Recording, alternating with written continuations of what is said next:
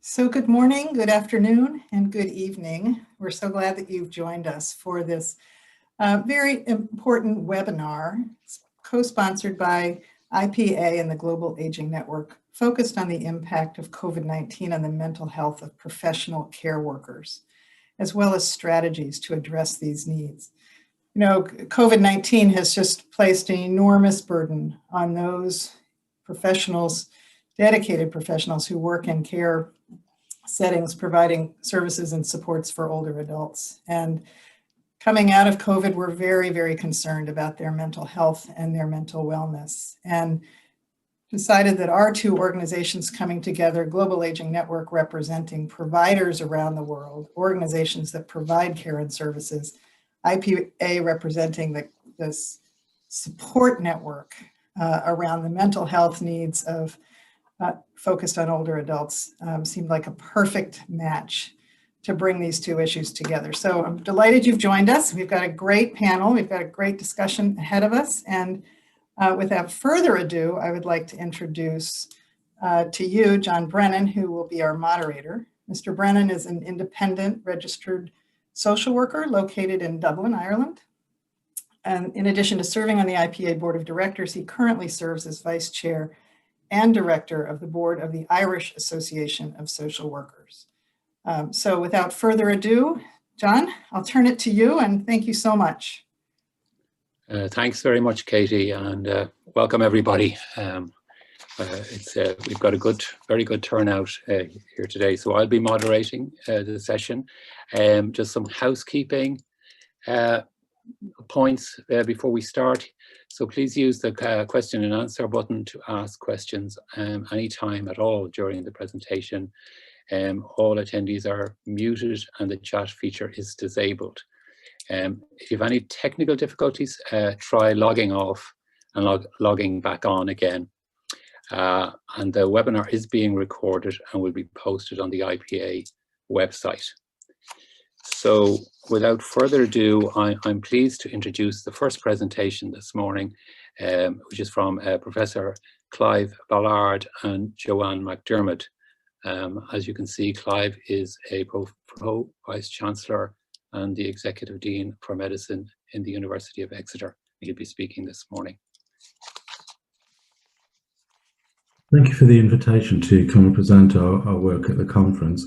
We'll be talking about our WELD programme, Wellbeing and Health in People with Dementia, and how we've adapted that for COVID. So I'll be presenting this jointly with my colleague Joanne McDermott on behalf of the COVID WELD team.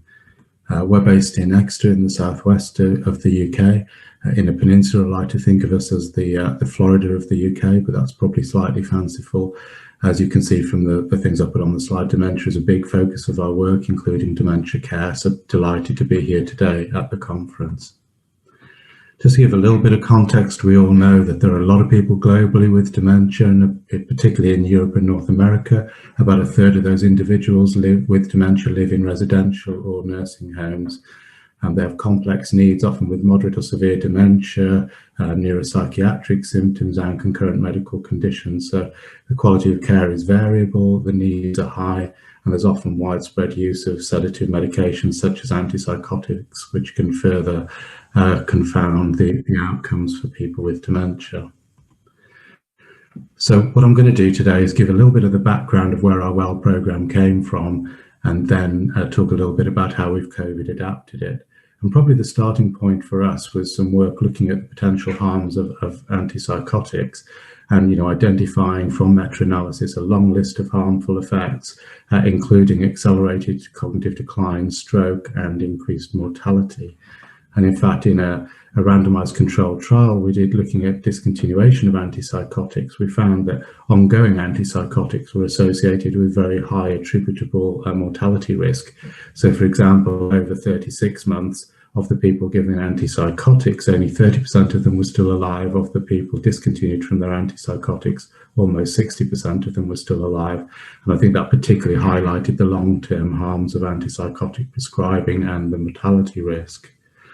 So our first aim at a way of trying to cut this down in a sensible way was a program called FITS, which was led by my colleague Joan Fossey. And this was a person-centred care home training programme over 9 months compared to usual care. And what we achieved with that was a 50% reduction in antipsychotics without any worsening of neuropsychiatric symptoms. So although we were very pleased with that reduction in antipsychotic use, I think the caveats were that although neuropsychiatric symptoms didn't worsen, they didn't improve either. And also we didn't improve the well-being and quality of life with the residents with dementia. And we actually thought that in just stopping medications if it didn't make people's lives any better. So that led us to develop the WELD programme as part of a programme funded initially by the National Institute of Health Research in the UK. And the first step of that, following an evidence synthesis, was a factorial study in 16 care homes with 300 residents with dementia. And the idea was to look at whether other elements such as social interventions and pleasant activities, a more formal antipsychotic review process, and an exercise program of enjoyable exercise could actually augment the effects of person-centred care. And that's exactly what the program showed. So we showed that the augmentations were able to still significantly reduce antipsychotics, also reduce mortality, that there were improvements in neuropsychiatric symptoms and depression, particularly with the exercise intervention, but also that the social interaction and pleasant activities did lead to significant quality of life benefits, which obviously was the main aim of the programme. So encouraged by this, we then moved forward to a larger two-arm randomised controlled trial of the WELD intervention versus treatment as usual in 69 care homes over 9 months, combining those elements of the affected augmentation of the person-centred care into a single programme. The key outcomes were quality of life, agitation, neuropsychiatric symptoms, and cost. This time we did it through a champion model, partly because we felt that that would be a more efficient way of delivering it into the real world for real world implementation beyond a phase of research. But also we felt that that might make the programme more sustainable as the skills would be within the care homes. So over 9 months, this programme did significantly improve well-being. It significantly improved agitation, and it significantly improved overall neuropsychiatric symptoms. And importantly, all of that was achieved with cost savings of about £4,000 UK pounds per care home. So we felt there were a lot of very good outcomes from this study, and we were very, very pleased. We think it demonstrated a very good proof of concept that this approach really does work and it can achieve very good outcomes for people with dementia. The caveat was that it didn't reduce antipsychotics, and in the factorial study we had a very proactive primary care outreach programme, and probably our reflection is that that part of the programme is probably needed if you really want to achieve these kind of outcomes in conjunction with reductions in antipsychotic use. Moving on from that, my colleague Joanne McDermott then led the Teach Digital WELD study, and this was a collaboration between ourselves and the Social Care Institute for Excellence in the UK to look at whether we could deliver WELD through a digital format, and particularly whether that would then give us a lower cost and more accessible way of disseminating the intervention in the real world. So what Joanne led was a pilot trial of 187 care staff and 130 residents in 16 care homes.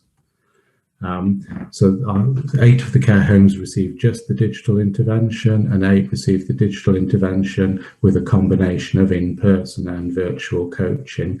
And the digital part of the intervention was designed specifically for care staff in 25-minute modules completed over 6 weeks. And this was a successful pilot. The attitudes to dementia in care staff significantly improved over the period of the intervention, and also using dementia care mapping, we were able to demonstrate significant benefits in well-being in people with dementia living in the care homes in those who received the Teach Digital WELD programme compared to those receiving usual care.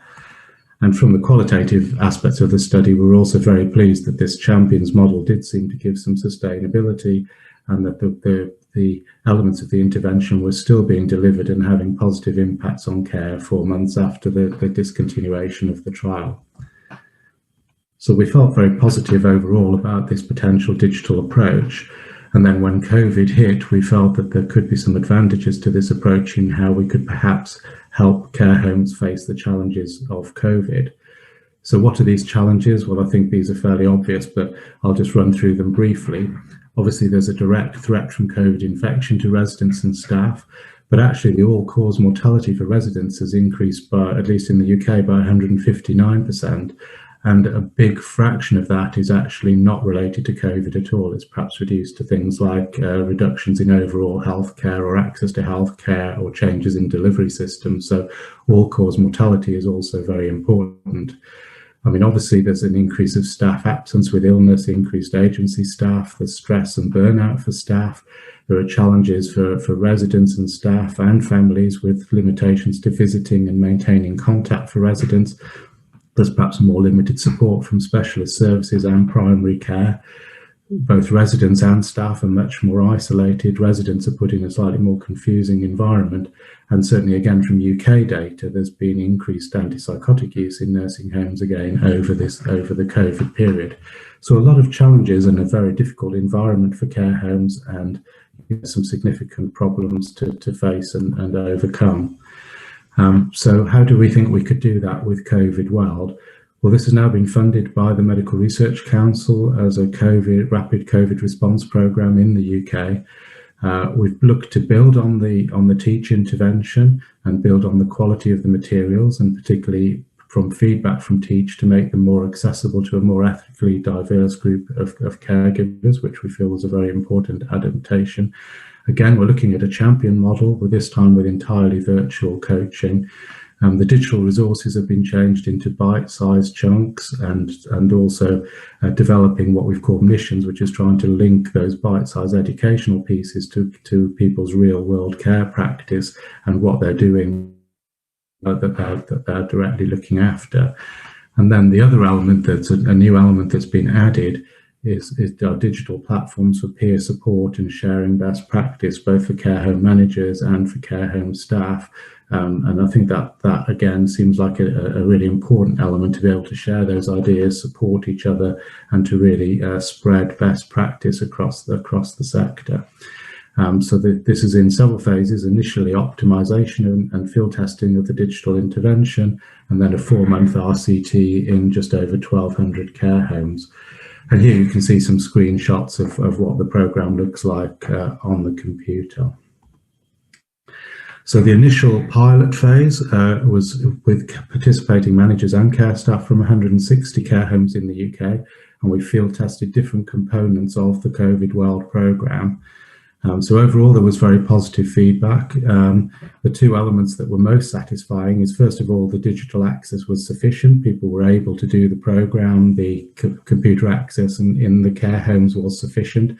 It was mainly by desktop, which is probably reflects what's available in the care home sector in the UK, but the fact that all the participating homes were able to do the programmes and had sufficient access to digital devices was very important.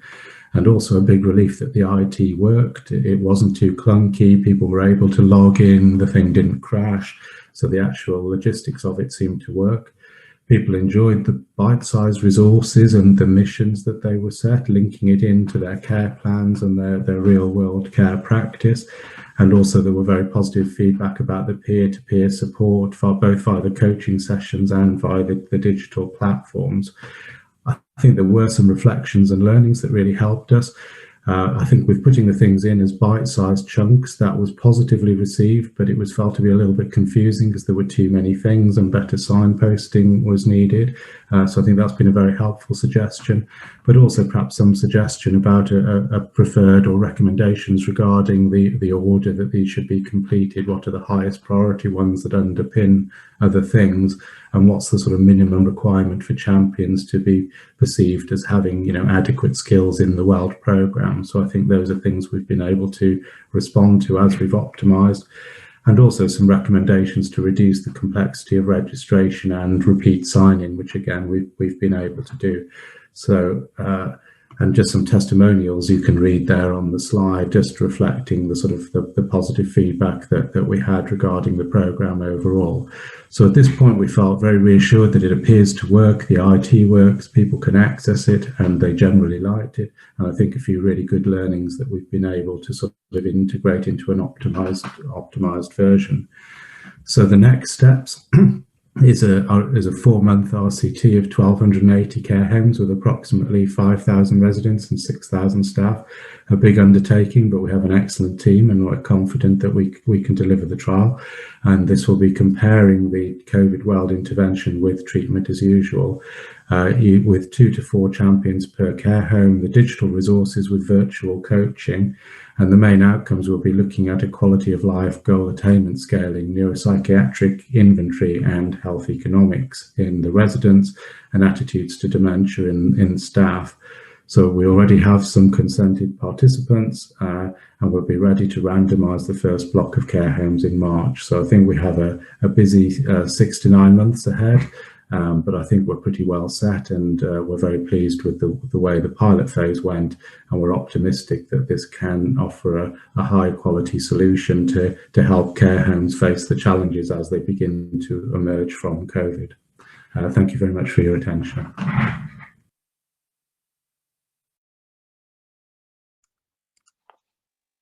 Thank you very much, Clive, for that very interesting and ambitious project. Just before we move on, I'd just like to remind everybody to please use the Q&A box. If you have any questions at all, you can put them in anytime now. Thanks very much. So our second presentation today is by Marcy Salzberg, and Marcy is the Director of Social Work and Dementia Services at Parker Health Group in New Jersey in the USA. So Marcy, hand it over to yourself. My name is Marcy Salzberg, and I'm the Director of Social Work and Dementia Care at Parker. Parker is an aging services organization located in central New Jersey, just about a 45-minute drive south of New York City. Parker has residential care communities, nursing home, assisted living, in addition to post-acute care, as well as a home and community-based program that includes adult daycare services, health and wellness, and rehab. I am here today to talk to you about our Healing for Healthcare Heroes. But before I get into that, I'd like to take you back for a moment in time when we used to travel on airplanes. If you can remember back to that time, I'm sure you'll remember the flight attendant safety presentation right before takeoff. The flight attendant would talk about putting our seatbelts on, but they would also talk about the use of oxygen masks should the cabin lose pressure. And if you remember back to that time, the flight attendants would always tell us to put our masks on first, put your own mask on first, before assisting someone else. Have you ever wondered why that is? Well, the reason for that is because in order to help someone else, we need to help ourselves first. And so I want you to think about that for a moment, and I'll get back to that. But first, I'd like to talk about the pandemic and how difficult it was, and how this past year has been probably one of the most difficult years of my life, my colleagues' lives. We've been asked to do things that I never thought we would have to do. We've had to live in a state of constant change, not knowing, dealing with loss, grief, and high emotions for sure. I'm not even doing it justice at this point, just talking about it. But the one bright spot that I'd like to point out in this pandemic was how, for the first time ever, the role of the essential employee, the essential care partner, was not only noticed, but it was honored, revered, and respected. If you can remember, I think back in April of last year, May, at 7 o'clock every night, people in New York City would be standing out on their balconies with their pots and pans banging on them. Even in my neighborhood in central New Jersey, people would be going outside of their houses and doing this to honor and support the frontline care partners. working in the hospitals, the nursing homes, and even in our grocery stores. We started calling these care partners, these employees, heroes. However, these heroes are not without their kryptonite. And I'd like to talk for a minute about the fact that these heroes have been experiencing really, really big challenges that I think to this day, we don't even realize what the impact is, has been, or is going to be. Our healthcare heroes, some of them are suffering from something that we call compassion fatigue. And I would like to say that compassion fatigue is like kryptonite to our heroes. Just a little Superman hero reference for you there. And while I know that many of you here today know all about compassion fatigue and what it is, I don't really have to go into it. But what I would want to talk about is, what have we done about it? Or what are we going to do about it? Because it's certainly something that we need to address.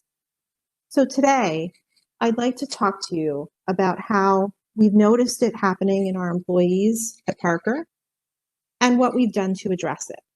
This definition of compassion fatigue here kind of stood out to me a little bit, and I put it in red. Compassion fatigue is a state of chronic physical and mental distress and exhaustion.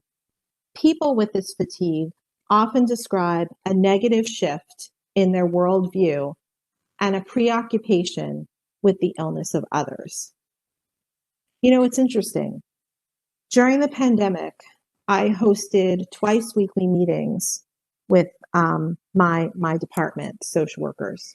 We have about 10 social workers in all our homes and programs. And we all kind of thought it would be a really good idea for us to get together twice a week virtually and just talk about some of the things we were seeing. As social workers, a lot of times we're the ones that have to deal with everybody else's grief. And so I thought that it was really important for us to be able to have an outlet where we can deal with it ourselves. But one of the things that I started to notice is that some of the social workers on my team, their behavior was changing a little bit, maybe losing trust, losing faith in leadership, starting to just be tired, angry. I didn't really notice it while it was happening, but there was one day where I was in a COVID task force meeting. This is a meeting with leadership from all across the organization. And there's opportunity to share thoughts, feelings, concerns, etc. And one of the concerns that I brought up was that I was really concerned about our staff. Having just seen a little bit of it in my own department, I knew that this was probably a problem for others, that probably was going to happen or was about to happen across the organization. It was probably about May when I kind of spoke up about this issue. And my concern was the months of March and April of 2020 were so difficult and so chaotic. And I think our staff, our team, was in a very much a fight or flight type of response, had that response. We just got to do what we got to do, and we're not going to think about it. And my concern was that when the dust started to settle, maybe around May, I was worried that this is when our staff was going to start to feel it. And so as soon as I mentioned it in that COVID task force meeting, immediately our executive leadership team, reached out to me, and I worked with our chief talent officer to try to figure out what to do. So I feel very fortunate to work for such an amazing organization, who really cares about their staff. We have really great mental health benefits. At the time, it was really easy to access mental health through a phone call, telehealth, and we were putting that up and we were kind of sharing that information with our employees. But if you really think about it, we knew that our employees were not going to be the ones to reach out for help. We knew that if our employees were going to get help, we were going to need to bring it directly to them. So what did we do? What did we do about it? Well, we created this program that I like to call Healthcare Hero, Healing for Healthcare Heroes. And what we did is we created a program that was scalable, that was scripted to the point that anybody could pick it up and conduct the program. It was something that was able to be conducted in a very reasonable period of time, maybe 30 minutes to 45 minutes. And this is how the program kind of laid itself out. We introduced ourselves. We went over the ground rules of the group. And then we told the group that we were going to have them do some journaling. Now, journaling is a really, really great way to get your thoughts and feelings out there. It's a way to put your stress on paper and leave it there. But in order to do that effectively, we needed to, ask the group a question that they would be able to respond to. So the question was really simple. And the question was, how are you doing? It's funny how something so simple can lead to such deep thought. And what are you thinking about right now? What's on your mind? So those were the questions that we asked teams to journal about.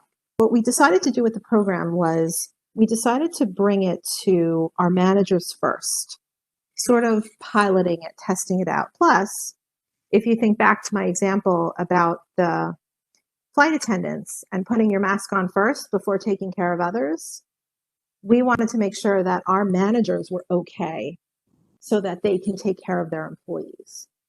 So every manager was invited to one of these sessions. And so back to the session. So we would ask them to journal. Usually it take about 5-10 minutes to do that. Explain to them that whatever they're writing in their journal is not something that we're going to ask them to see. So even if you had an employee who maybe spoke another language, you would tell them just write in your own language. We're not going to ask you to look at it. But what we will ask is that you maybe share something from what you wrote.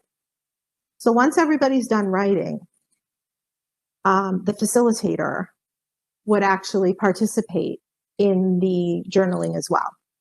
And that's really important because that's going to model the behavior, what we want for the employees to share out. It might be a little intimidating to share something very personal, but if the facilitator goes first and maybe shares something personal to them, that might encourage others to share and speak out in the group. So I thought that was really important. And it worked. People shared. And it's interesting. One person shared that until they actually started writing, they didn't realize how deeply affected they were by what had been happening around them. So one person said that they didn't realize that why, when they came home from work every day, that they weren't able to communicate with their family right away or in the way that they had been. And I think they realized through the journaling process, through us just asking them a simple question of reflecting on how are you, that made them think about that. And they were able to sort of process through that. Some other things that came out in the group, of course, was grief. Depending on which home we were in, how that grief was dealt with at the time. But that definitely was something that came up. And I think people appreciated the fact that there was some acknowledgement from our leadership that they needed, that it was important for us to talk to them about how they were feeling, and B, to allow them to express some of their grief over what had happened. So it was it's been really, really powerful, these groups. Then after everyone's kind of done sharing, we talk about self-care. Because I think in order to deal with compassion fatigue, we need to start building up people's resilience. So that was something else that I noticed through the pandemic, is those that had a high level of resiliency. Those are the staff, the employees that tended to do better than those that didn't. And I understand there is a way to build up one's emotional resiliency. And one of those ways is by practicing self-care. But before you practice self-care, you actually have to understand what that is. And this is a really cute picture here. This was a group that we did on an evening shift. It was actually probably the best group that we ran. The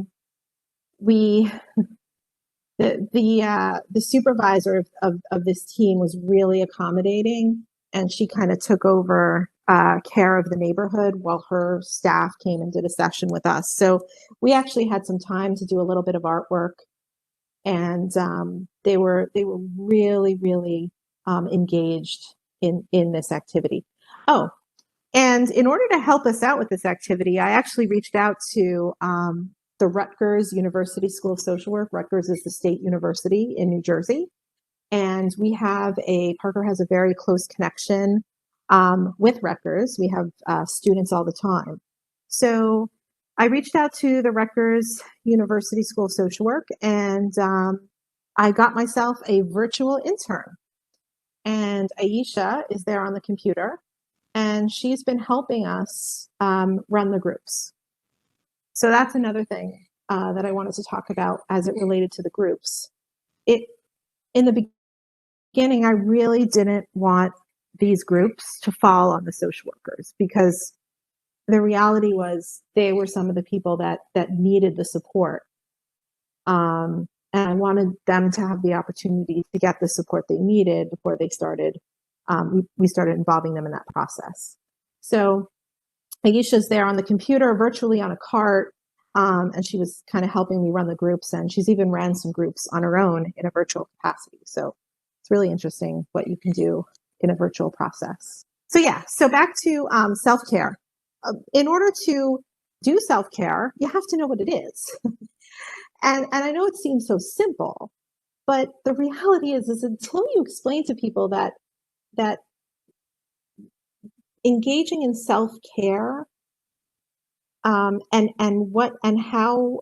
the therapeutic effect that you get from it, it's not until you actually say to yourself deliberately, I'm doing this for my self-care.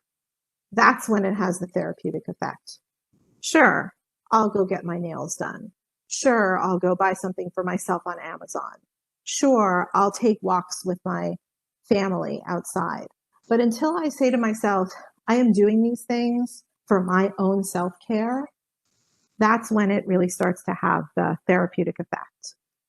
So after everyone's finished journaling in the groups, we talk a little bit about self-care, and then we kind of go around the room asking what everyone does or has been doing for self-care. And it's just a really great way to learn about your colleagues, and also about how people are so unique, but also about how we're all the same. So a lot of us had the same answers for what we do for self-care. A lot of cooking, a lot of walking, a lot of exercise. A lot of people love to get their nails done. But these are the things that help to get us through. Another thing that I found out from the groups is that those employees who were very connected to their faith seem to have a really strong sense of themselves and a high level of what we'll call emotional resiliency. So just really interesting, some of the things that we noticed in these groups. The other thing that I wanted to share too is these groups touched every level of the organization.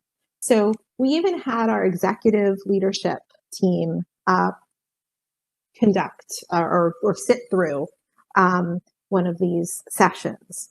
And the feedback that I got from them afterwards was they were shocked by how needed it was.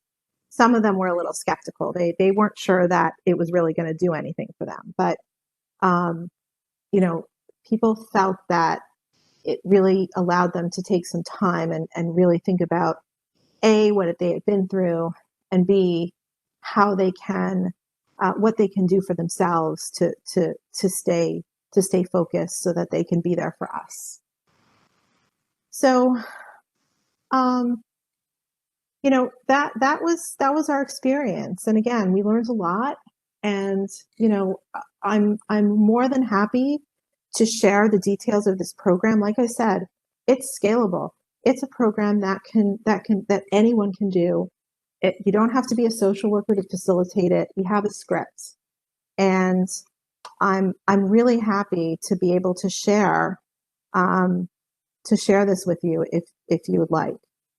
So again, I look forward to speaking with some of you on the panel, and I hope you enjoyed my presentation today. Thank you so much. Thank you very much, Marcy, for that interesting talk and some interesting ideas to take forward for us all. Can I now ask Clive Ballard to give us a short commentary, please? Just a couple of minutes. Thank you. Yes, of course. Well, firstly, thank you, Marcy. I think that was a really great talk, and I think it's a really important topic. And actually, I really like the focus on compassion fatigue, because I think we've talked a lot about burnout, but I think the compassion fatigue is broader than that and important. And I think it's a great initiative to, to think about relatively simple ways of promoting self-care. And it's fantastic that you've got the really good levels of engagement with that. I guess around the edges, I have a sort of couple of questions. One is, actually, working in a care home environment is a stressful thing to do at any time. And although the stresses are different in some ways, there are different stresses at non-COVID times, because people are working hard, often under difficult conditions, and often not getting acknowledged at all for it, which I think creates a different type of stress. So I could really see the value of this type of program, not just during COVID, but as an ongoing thing that we should really be thinking about, and how we're better supporting care staff to do what's a really difficult job. The bit that I had a bit more of a question about, and this is from a completely different perspective, because we've been looking at this from a university employee perspective, but obviously a very different group of individuals. But I think trying to promote in that setting a little bit more of a self-care focus has had a really mixed response. Some people have engaged well with it. Some people have just become very angry because they're just saying, well, it would be great if I wasn't so busy that I had time to do things to take care of myself. And it's just encouraged people to be withdrawn. But there have also been times where it's sort of brought out things that are actually more serious mental health concerns, or more serious intake of alcohol as a way of managing stress. And what we've become aware of is that, as well as that sort of first line program to try and help promote self-care, you need to be able to signpost the people who are facilitating those groups to sort of higher levels of support themselves if there are more challenging things that arise. So I'd be quite interested in whether you had anything like that arising from the program, and if so, how you managed that. But I think with that sort of around the sort of margin issue, otherwise, I think this is a terrific program. It's great to see the engagement, and I really think it's something that could have longevity way beyond COVID. So thank you for a great presentation. Thank you very much, Clive, and I echo your thoughts on that program that Marcy spoke about. Given that it's virtual, I'm not quite sure what a panel looks like, but could I ask yourself, Clive, Marcy, and Joanne to come into the panel. Rachel, our technical person, will hopefully help us with that. And we just have a few minutes for questions and answers before our time is up. Now, so are we all here? Hi, I'm here, but it's saying the host. Oh, start my video. Maybe I'm now allowed. Yep. Hi. Joanne, hi. You're very welcome.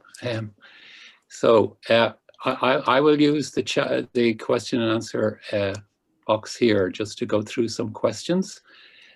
So the first question I have here is, all the questions are very positive, and delighted with what you have said, and congratulations are the order of the day. But one question here is, to what extent WELD can be implemented or extended to home settings where old people still with some autonomy can better handle social and family isolation? So I guess that's yourself, Clive, or Joanne. I mean, maybe I'll start. I mean, we haven't evaluated it in home settings. I mean, a lot of the principles are equally applicable to whether people are living at home supported by, you know, family carers or by professional carers supporting in a domiciliary environment. So I'm sure those adaptations could be made, and I think that would be a very good focus in the future. But, you know, I would have to put my hands up and say we've not directly evaluated or piloted it at all in home settings. Okay, thank you. Joanne, have you? Yeah, no, just with what Clive was saying, but also that's not the first time we've been asked that. So it does that. Clearly there is a need for more support for home carers. So it is something that I think we are going to look at taking forward. Yeah, okay, thank you. And Marcy, there's a question here. There are two questions actually that are related, so I'll just give the two of them to you together. So for the program, the Heroes program, was this elected to participate in, or was it part of the regular managers meeting at first? And then the other one, which is a similar question, was the group mandatory or voluntary?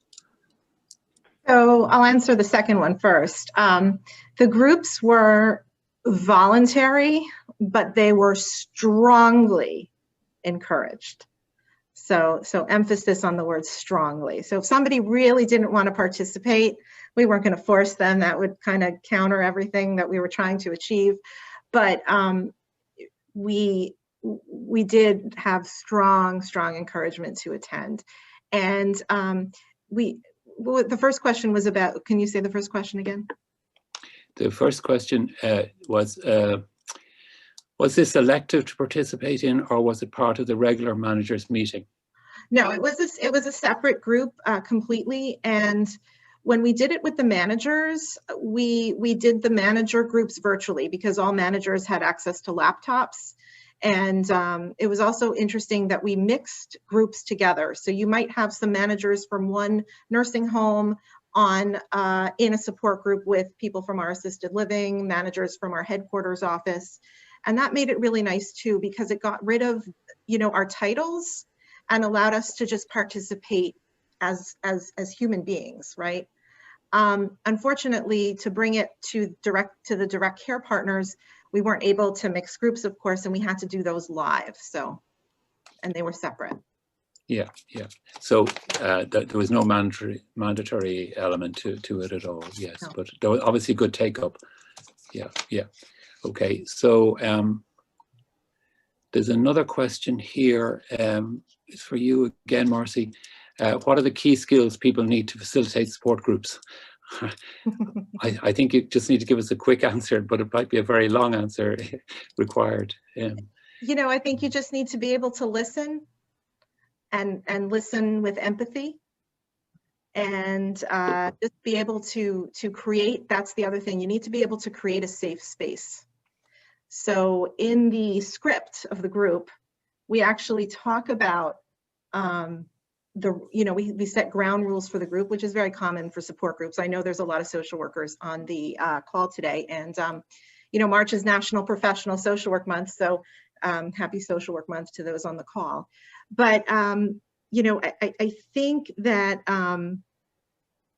you know, we really have to create that safe environment. So one of the things that we said in the group, we didn't want it to turn into a session where people started complaining about things. So we were very clear about, this is for you and your mental health and well-being, and we want you to be respectful, and that includes having respect for the organization.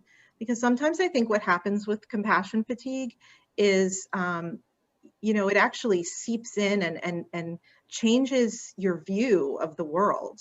And when I talk about world, that could mean, you know, where you're working, who you're living with, all that. And, you know, that's why we have to deal with it, because once it starts to seep in, it's going to affect our ability to make decisions, because it's changing how we perceive things. So. Okay, thank you very much. Can I ask Clive or Joanne a question? I was interested about the peer support online facility that you had, and I was wondering, in terms of COVID continuing on for the time being, and even after, as a strategy that workers can use.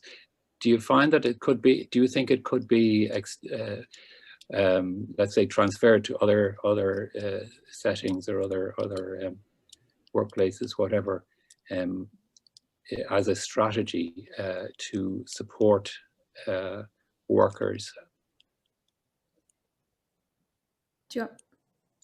Whoever. Take that, Joanne, or I can start, and then if you wanted to add on. So the way we thought about this COVID program was always about COVID and beyond. For our care staff. So thinking about how we support them in the day-to-day work that they do.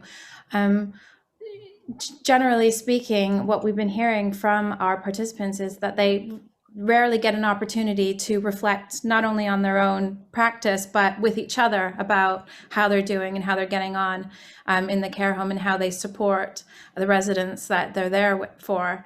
And so what we're hearing from them is, it's been so nice for them to get together and hold a space and have a moment where they discuss the care that they're giving, because they don't get that. They are absolutely run off their feet when they're in the care home environment. So a lot of people found that incredibly rewarding. Even just to hold that space, know that somebody was going to be there once a week for 45 minutes where they had an opportunity to discuss what they were doing. And Marcy, a lot of the things that you were mentioning in your program actually really echo with what we've been doing as well. So we've built a journal as part of the platform, and we've built in reflective moments throughout all of the material. And I was actually really surprised by the uptake on that. I mean, people were really pouring their heart out in these journal entries and these reflective practices about how they were experiencing things, how different pieces in the program were really resonating with them, where their fears are. And some of that also spilled over into sort of the community group that we've built. So it sort of looks like a Facebook forum almost. And you can ask questions, and really it was about networking across care homes as well, not just within your own care home group. And again, that was about sharing stories, sharing ideas, finding out how other people are managing, common challenges with COVID. So I think, to answer your question, we can see a lot of value in how we were supporting people with peer-to-peer networking and support, and there's definitely a place for that going forward as well. Yeah. Good, yes. Yeah, that was certainly my sense, all right. So I think we've just got time for one more question. So I think it's for yourselves again, Clive and Joanne. Is it appropriate to ask how soon one would expect for global change to occur reducing antipsychotics? If $4,000 savings were made per home, then do you think that it is enough to offset incentives and dependency on pharmaceutical company profits? It's a big one. Well, I think it's a really good question, and one of the things that's been frustrating for us with this program is that the reason that it's been hard to, at the moment, the way the system works in the UK is the care homes directly pay for the training they receive. But of course, the challenge was that the benefits of this weren't to the care home in terms of economic terms.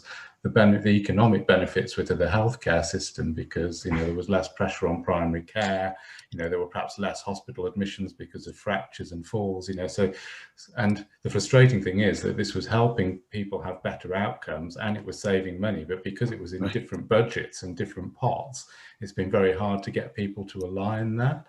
And it just feels like we have to get beyond that somehow. It's bad enough when you don't have things that are going to help people, but when you have something and you can't get it implemented because it comes out of different budget pots, that just feels unreasonable. So I think we just have to collectively, I think we can make this kind of thing work. I think it's good for people and for budgets, but we've got to try and get a model that actually aligns those things better. Thank you for that. Thank you very much. And time, as always, is against us. So can I thank Marcy, Clive, and Joanne for your comments and for your presentations. Thank you very much indeed. Can I also thank everyone. I'm sitting here looking at 4 people at the moment, but a lot of the time I was sitting here looking at my screen. But I know there's a lot of people out there, and I'd like to thank you all for participating today and for the questions as well, and the comments, the kind comments that you made. So can I finally hand over to Katie Smith-Sloan, who's going to just give us the final word. So thank you very much. Thank you so much, John, and thank you.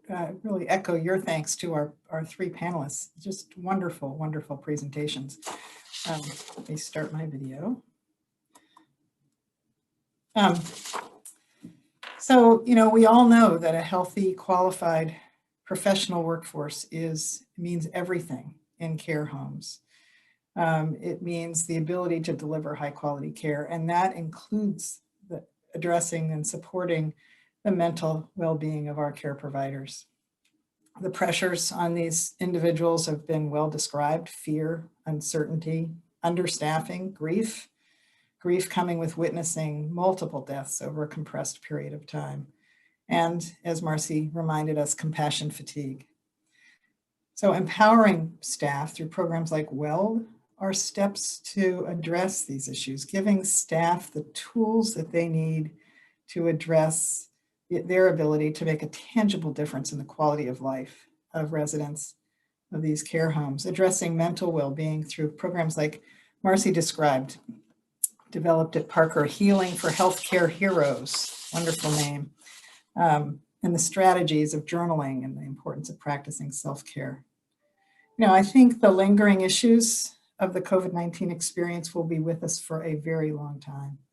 And Clive's very important point that programs like Healing for Healthcare and WELD have resonance and value well beyond the pandemic is so well taken. These are hard jobs. They're hard jobs all the time, but important jobs, providing personal care to frail older adults day in and day out. So we need to take care of our care workers, and we need to help them take care of themselves. So thank you all for participating. This is just, I think, such an important topic, probably the beginning of an important conversation that we need to be having globally. And I appreciate the partnership with IPA.